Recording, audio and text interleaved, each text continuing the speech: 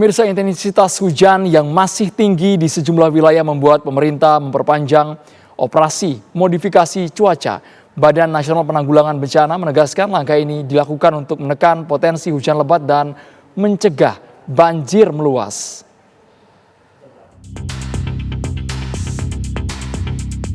Kondisi cuaca di sejumlah wilayah di tanah air di penghujung Januari semakin tidak menentu. Curah hujan semakin intens dan cukup deras. Kondisi ini membuat potensi banjir masih tinggi, terutama di wilayah dengan sistem drainase terbatas dan daerah aliran sungai yang rawan meluap. Menyikapi situasi tersebut, Badan Nasional Penanggulangan Bencana memperpanjang operasi modifikasi cuaca atau OMC hingga 3 Februari 2026. Operasi bersama BMKG ini dilakukan dengan penyemayan garam ke awan dengan menggunakan pesawat untuk mencegah hujan ekstrim. BNPB dan BMKG menegaskan bahwa operasi modifikasi cuaca yang dilakukan di Indonesia merupakan upaya mitigasi bencana yang terukur dan berbasis sains. Lantas, apakah operasi modifikasi cuaca ini bisa menghentikan bencana hidrometeorologi seperti banjir?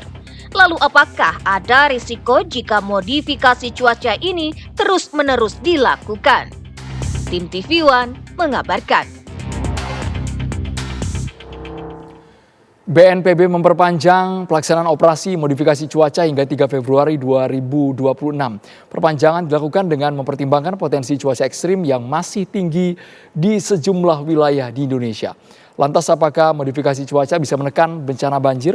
Lalu apa ada resiko jika operasi modifikasi cuaca terus-menerus dilakukan? Sudah bersama saya Bapak Raditya Jati, Deputi Bidang Sistem dan Strategi BNPB. Saat ini wilayah yang jadi fokus operasi modifikasi cuaca di mana saja Pak Raditya? Sementara ini kami memfokuskan pada daerah yang memiliki potensi terhadap banjir dan intensitas hujan yang cukup tinggi, yaitu adalah sekitar Jakarta, Jawa Barat, Jawa Tengah, dan Jawa Timur. Tapi fokusnya sekarang banyak lebih ke Jakarta dan Jawa Barat. Berarti wilayah Karawang, kemudian Bekasi Utara, Bekasi Timur yang kemarin banjir?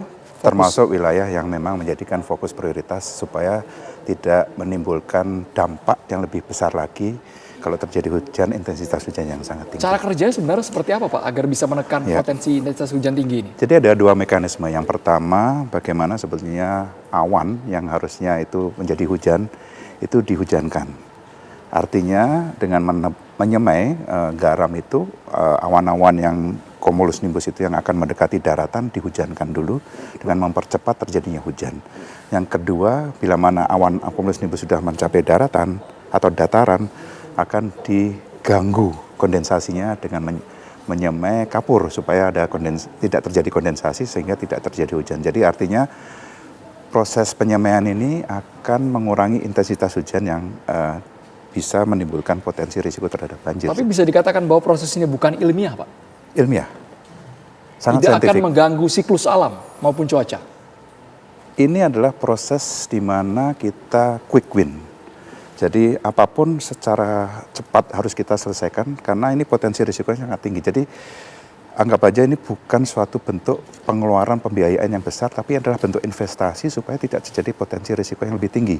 Contoh saja kalau tadi Mas Andrew bilang ada beberapa wilayah seperti Karawang, Bekasi, Kabupaten, dan itu sekarang kalau terjadi banjir terus dan masih ada hujan terus, bagaimana penyelesaian masalah proses tanggap daruratnya, bagaimana proses pengungsiannya, bagaimana masyarakat bisa segera membersihkan wilayahnya. Jadi kita kurangi risikonya, kita kurangi intensitas hujannya, sehingga sudah mulai bisa bebenah. Pemompaan dari PU sudah mulai dilakukan. Tanggul-tanggul yang jebol mulai dibenahi sementara dengan secara darurat. Nanti secara jangka menengah akan dilakukan dredging dan seterusnya, dan tanggul permanen akan dibangun. Nah ini yang terjadi itu jangka sekarang. Panjang Pak ya? Jangka pendek, menengah, dan panjangnya. Oke. Jadi kita perhatikan sekarang jangka pendeknya adalah bagaimana supaya tidak menimbulkan dampak yang lebih besar. Berarti bisa saya katakan modifikasi cuaca merupakan cara instan, cara cepat. Cara cepat supaya tidak memiliki potensi risiko yang lebih tinggi lagi. Memang tidak bisa dikatakan itu menghentikan hujan secara total. Minimal kalau BMKG bisa menyebutkan fase La Nina ini bisa 30%.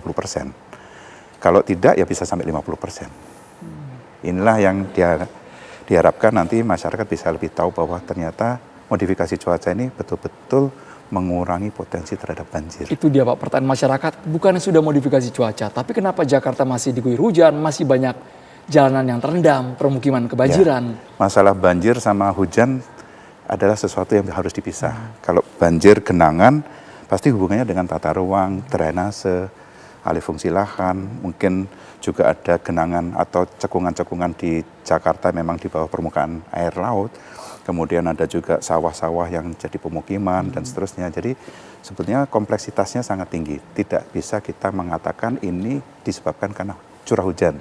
Tidak bisa dikatakan ini disebabkan hujan saja. Jadi ada faktor memang tidak bisa kita katakan single faktornya adalah hujan.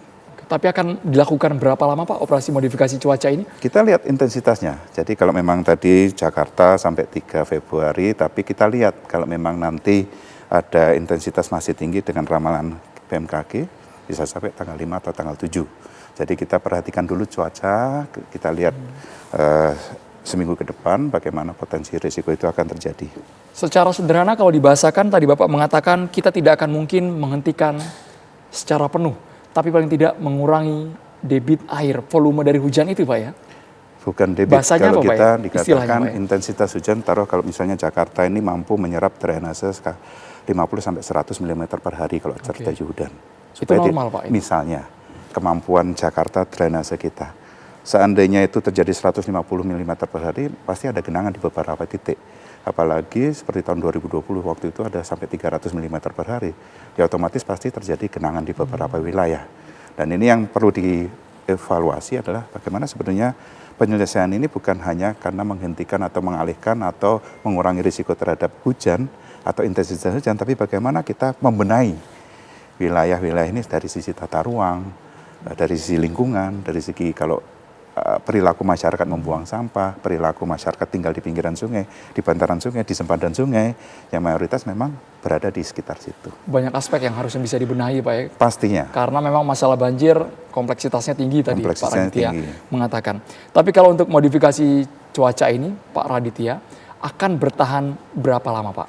Bayangan saya ketika melakukan satu kali operasi ini bisa menahan di hari yang sama. Atau bagaimana skema Jadi Pak Raditya? memang tidak bisa dikatakan sampai berapa lama, kita harus melihat peta radar dan juga cuaca potensi yang akan terjadi awan itu sendiri. Kalau memang tidak ada awan ya pasti tidak akan ada hujan. Artinya di situ ya tidak perlu ada modifikasi cuaca.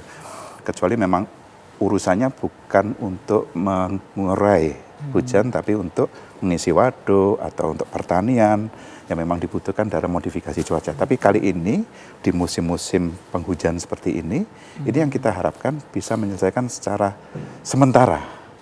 Salah satu cara untuk menghentikan sementara, mengurangi risiko intensitas hujan yang tinggi supaya tidak terjadi banjir yang berlebih. Kalau ada anggapan modifikasi cuaca bisa berdampak buruk untuk jangka panjang, menjawabnya bagaimana Pak Raditya? Kami sangat terbuka dengan penelitian-penelitian yang menyampaikan hal tersebut ya. Artinya kami, BMKG, BRIN, kalau memang ada sesuatu yang bisa dievaluasi silakan saja. Tapi kami membutuhkan sesuatu yang dikatakan saintifik. Jadi tidak bisa hanya mengatakan kalau ada orang mengatakan berdampak. Dampaknya apa, bagaimana datanya, bagaimana solusinya. Jadi kami terbuka dengan penelitian-penelitian yang selama ini sampai sekarang tidak ada dampak yang negatif terhadap operasi modifikasi cuaca ini. Berarti air hujan ini akan digeser ke wilayah? Bukan digeser, sekali lagi dua cara. Satu, dia mempercepat proses hujan. Kalau belum sampai dataran atau pulau, dia masih di lautan, dipercepat dengan penyemian garam. Di atas laut berarti Di atas laut, posisinya ya. yang pertama itu. Kalau awannya sudah di daratan, jadi kita semai kapur supaya panas, tidak terjadi kondensasi, kemudian tidak terjadi hujan. Oke, secara hitung-hitungan tidak pernah meleset sama sekali itu Pak Raditya? Tergantung dengan operasinya, tergantung dari radarnya, tergantung dari ketelitian datanya. Jadi memang kita semua harus betul-betul mencermati itu, termasuk arah angin, kecepatan angin, dan yang tidak kalah penting adalah bila mana awan itu berada di kawasan yang potensi risiko terhadap banjir, itu betul-betul harus segera diselesaikan. Sambil kita tayangkan berikut ini Pak ya, sebuah gambaran ketika penyemaian dilakukan. Berarti yang di semai adalah natrium, Pak. Tadi ada gambar pesawat, dia di atas awan, kemudian seperti ini garam-garam ya Pak ya, dalam karung yang disiapkan. Jumlahnya berapa Pak biasa dalam satu kali operasi? Satu kali operasi bisa sampai 800 kilo sampai 1 ton. Di daerah yang memang berpotensi diguyur hujan lebat.